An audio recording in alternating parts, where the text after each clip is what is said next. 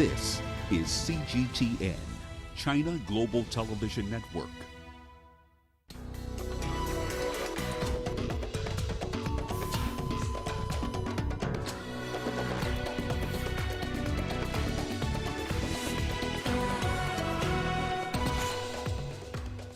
South Africa bids farewell to anti-apartheid activist and global icon Archbishop Desmond Tutu. Africans welcome 2022 with cautious optimism.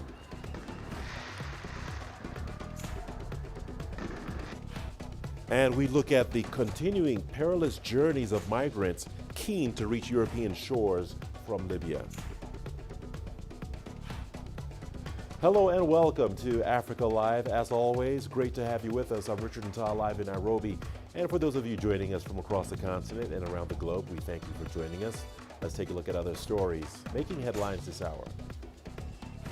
Uganda aims for a full reopening of the economy after ending months of COVID-19 restrictions. And in sports, Manchester City extends its English Premier League lead after victory at Arsenal.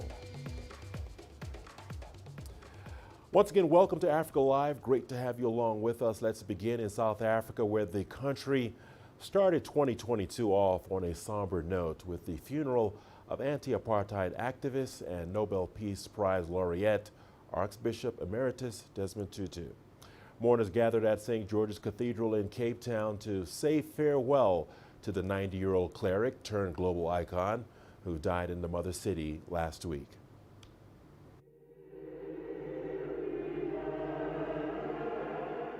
Archbishop Tutu was diagnosed with prostate cancer over 20 years ago and spent the last 6 years planning his requiem mass to the letter. He chose his favorite choirs and hymns and was adamant that there be no lavishness or ostentatiousness. For 2 days his body lay in state in a cheap pine coffin bought by his wife of 66 years, Mum Leah Tutu. The family said they'd been overwhelmed by the outpouring of love and grief since Bishop Tutu passed away on the day after Christmas. We thank you for loving our father, grandfather, husband, uncle, brother, brother-in-law. Many of the messages we received have said, thank you for sharing him with the world. Well, it actually is a two-way street. Because we shared him with the world, you shared part of the love you held for him with us. And so we are thankful. Delivering the eulogy, South African President Cyril Ramaphosa paid tribute to Archbishop Tutu's commitment to social justice and the birth of South Africa's Rainbow Nation. He never stopped fighting. He never stopped speaking out. And he never stopped caring. At Madiba's request, he led the Truth and Reconciliation process with integrity, dignity, and humility. While our beloved Madiba was the father of our democracy, Archbishop Desmond Tutu was the spiritual father of our new nation. The family will have a private acclamation to honor Bishop Tutu's wishes for an eco-friendly funeral. His mortal remains will then be interred at his final resting place inside St. George's Cathedral. More memorial events are being planned in South Africa and abroad. This includes a memorial service at Westminster Abbey in London in the next 3 months, where mourners, including religious leaders and royalty, will pay their respects to the late Archbishop Emeritus Desmond Tutu. Renee Dalcom, CCTV, Cape Town, South Africa. Staying in South Africa, the new year was ushered with plenty of cheer after the government lifted its midnight curfew. The decision to lift the curfew comes after nearly 2 years of COVID-19 restrictions. CGTN's Joy Juma reports. It is an atmosphere of celebration in South Africa. Citizens and business owners relieved that the 2-year-long curfew has been lifted. I love that we understand the virus a little bit better. Also love that we had lockdown. It was needed. We complied, but here we are. And as you can see, it's our most quiet New Year's in Melville ever. We're quite surprised by it. But maybe we've learned a little bit from the lockdown. For us, especially in tourism, we are very grateful. We're all about having a good time. So now that we have been allowed to actually have a good time, these doors are just going to be here for display. We're not going to shut these down no more. We are all in, yeah. Gatherings have been raised to no more than 1,000 people indoors and no more than 2,000 outdoors. The government says it made the changes to lockdown restrictions based on the trajectory of the pandemic. The government has also cited levels of vaccination and available capacity in the health sector to lift the curfew. The most important thing is very good for all South Africans who have been in a curfew for quite some time. And for me as a tourist, I'm excited that you don't have to go back to the hotel. You can roam around on the beautiful beach over here. And let's see if it brings a party. On Thursday, South Africa became the first country to say it believed it had passed the peak of the Omicron coronavirus variant wave of infections. I hope people don't get too excited and that we go boss and then we have super spreader events, so I'm hoping that people approach with caution and that it's a good thing. I think it's been a long time coming. I think people are tired of the restrictions, so I'm happy to see our freedom sort of returning, and let's just hope it doesn't come at a price. South Africa has recorded the highest caseload and death toll in Africa during the pandemic. Government data shows a 29.7% drop in the number of new cases detected in the week ending December 25th compared to a week earlier. It's almost 2 years now without, having to contain ourselves within the curfew, the curfew and all of that. So, but I'm definitely here for the nightlife in Cape Town. You understand? So I want to have a good time. I want to have an amazing time without that feeling of being, I have to go back home. The government is urging people to keep getting vaccinated and observing health protocols. Joy Juma, CGTN. 3, 2, 1, happy New Year!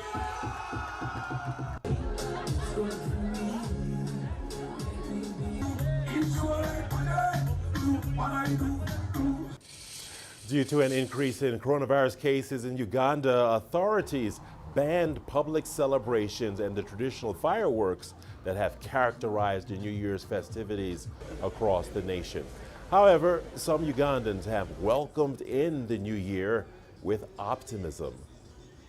I feel there was a time we were scared, that we were worried about the future with COVID-19, and then it became one of us, maybe 4 or 5 months into it, and we've stayed way too long acting like we are scared of it in terms of the measures and all of that. Yet, in reality, we are ready to live with it, and it doesn't look like it's about to go away.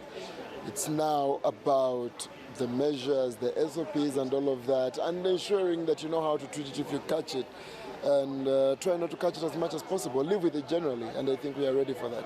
Ugandans have suffered a lot in the past 2 years, and I know they are good listeners. We are going to observe the SPOs. People are going to go and get SPOs, sorry. People are going to go and get immunized. I'm quite optimistic that we will stay open. Man, another lockdown, people will run mad. Me inclusive, will run mad. Meanwhile, Uganda's President Yoweri Museveni says the country's economy will be open in a phased manner. When the first case of COVID-19 was registered in the country, the government put in place very tough measures to limit the spread of the virus, but some of the measures have caused significant damage to the economy. CGTN's Michael Buleke reports. President Yoweri Museveni had earlier announced a full reopening of the Ugandan economy this January, but figures from the Ministry of Health show the country is registering a fast rise in new COVID-19 cases. On Friday, the country recorded more than 1,600 new cases, and medical experts attribute the new infections to the highly transmissible Omicron variant. The president says the sectors of the economy, like bars and entertainment centers, which have remained closed since the onset of the COVID-19 pandemic, will now be allowed to open, but with caution. Public transport will be fully operational, but all passengers should be fully vaccinated and wearing masks. Schools have also been allowed to reopen, but in a phased manner to limit congestion. Night curfew restrictions will be lifted for all, apart from motorcycle taxis, commonly known as the border. However, the president has put a condition that all measures may be reversed if the situation gets out of hand. Michael Baleke, CGTN, Kampala, Uganda. You're watching Africa Live. We'll see you on the other side of the break with more news stories. Here's what's ahead. We look at the continuing perilous journeys of migrants keen to reach European shores from Libya.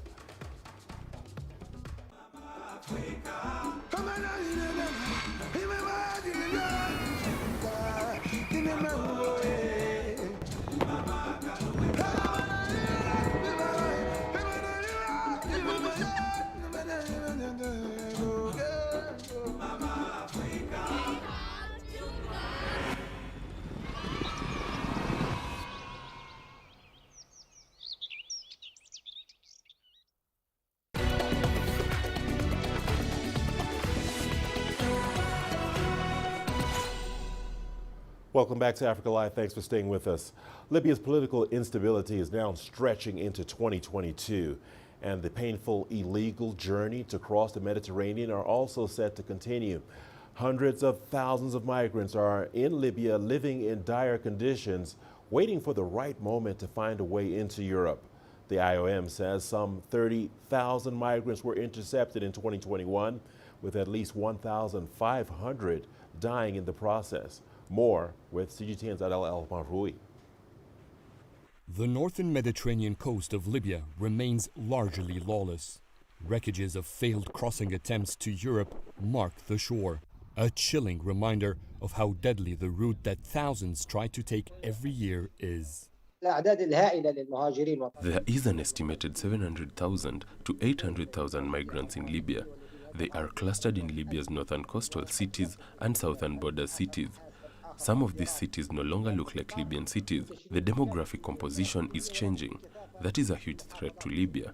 And from all these numbers, the UNHCR has only registered 41,000 who are the most vulnerable. The International Organization for Migration says at least 1,500 drowned in the central Mediterranean in 2021, and more than 30,000 have been intercepted or rescued. With only a small fraction waiting for a legitimate way to Europe, and despite the dangers of the trip, many African and Asian migrants are waiting for the right time to cross from Libya. To stop these waves of huge numbers of migrants, there must be a comprehensive strategy which aims to develop nations and people. To help this cause of victims find stability and peace in their home countries, the economies of these countries must be supported. Migrants are not living for pleasure. There are serious reasons which must be addressed. The hope of a better life in Europe makes many migrants endure unbearable living conditions in Libya. From abuse by traffickers, sexual assault, and Libyan detention centers, the UN and IOM have warned about the dire conditions migrants face in Libya. Unfortunately, the former Libyan government signed an agreement with Italy to combat illegal migration. This obliged the Libyan authorities to intercept and bring back migrants' boats to Libya. Libya is a transit nation, which makes it a victim in the process.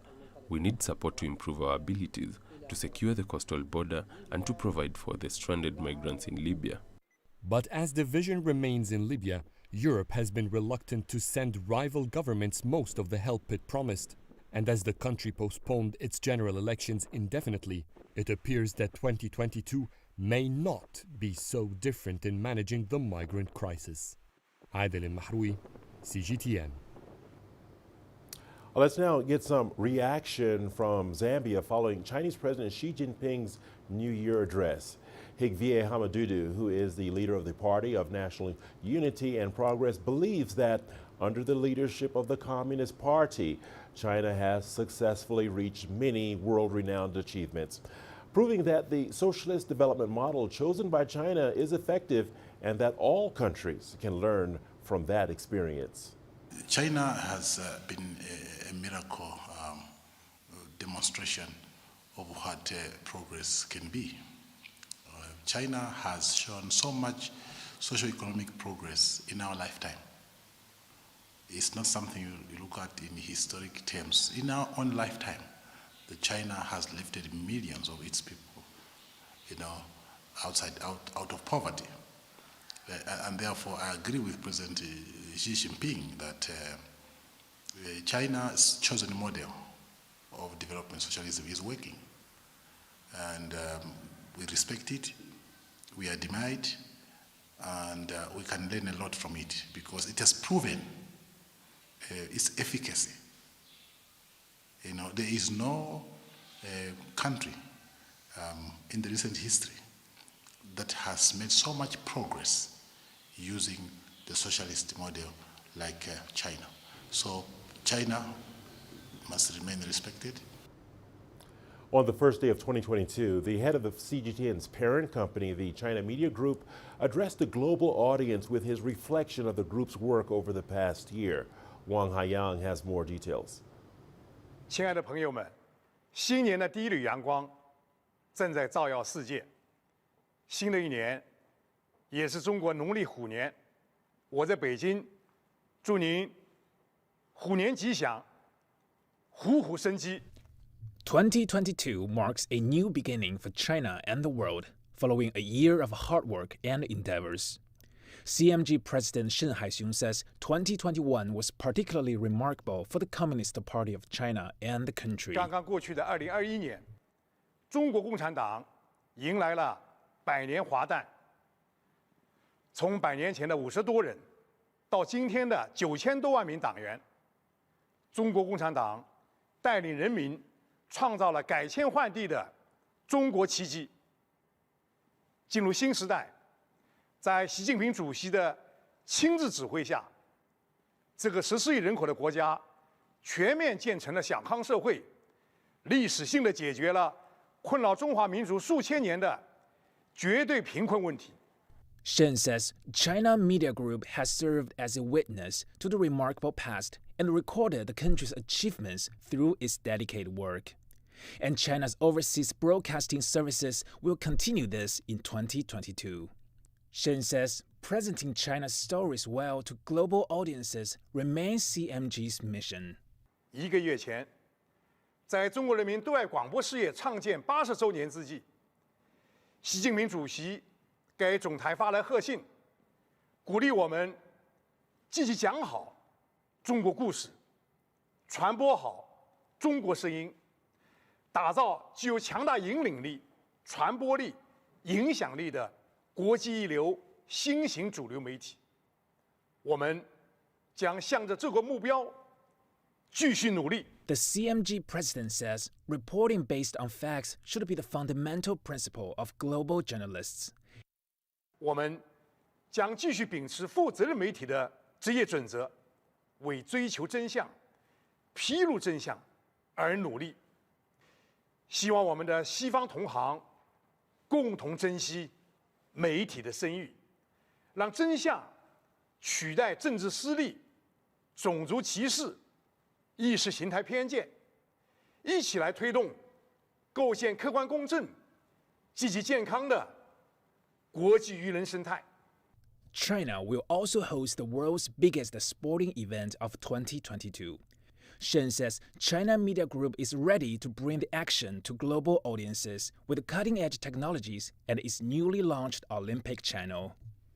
通过5G 加 4K、8K 加 I 的技术支持，在北京通往张家口奔驰的高铁上，总台开设了直播车厢。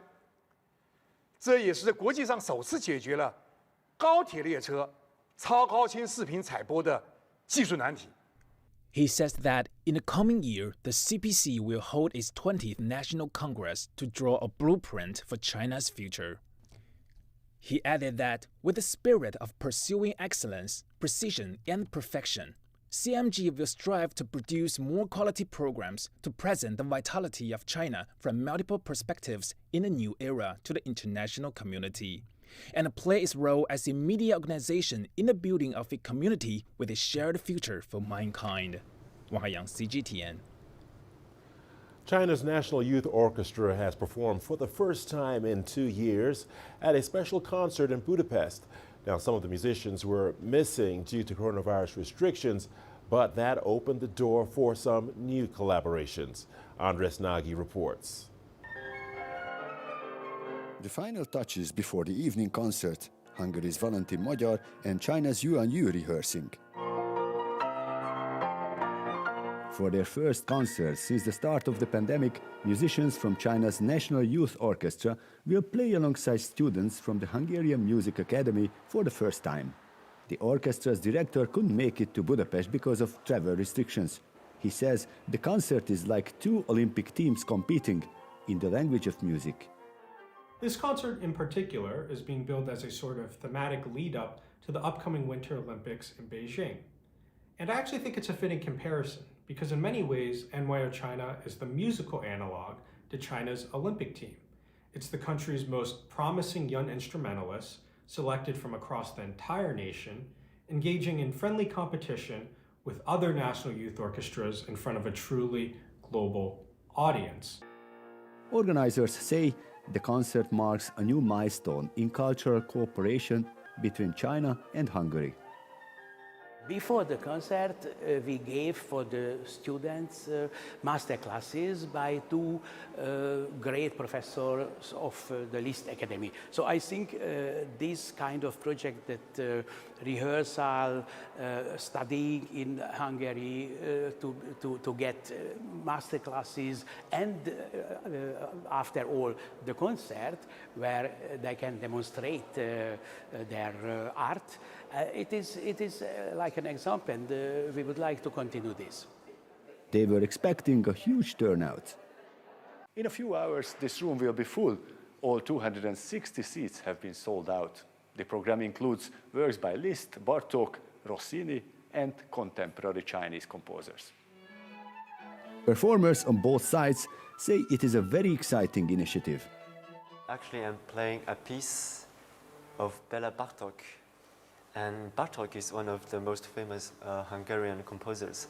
So playing a Hungarian piece in the Liszt Music Academy means a lot for me. It's very interesting that we're playing a piece by a Hungarian composer with a Chinese flute player, and we're talking about it in English, but the language of the music works and it's going great. The pandemic may have impacted the size of the ensemble, but organizers hope to bring the whole orchestra of more than 100 musicians to Budapest next time. András Nagy, CGTN, Budapest. And we're not done just yet. We've got your sports news coming up after the break. Here's what's ahead. In sports, Manchester City extends its English Premier League lead after victory at Arsenal. The greatest journeys, the greatest sights, the greatest adventures. Here in Qanater, this weir allows the locals to walk on water. We're far more than just TV news. We're your passport to the wonders of Africa. To bring you stories of struggle, survival and hope.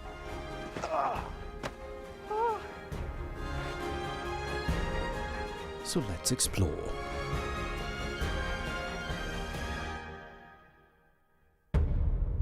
CGTN. See the difference.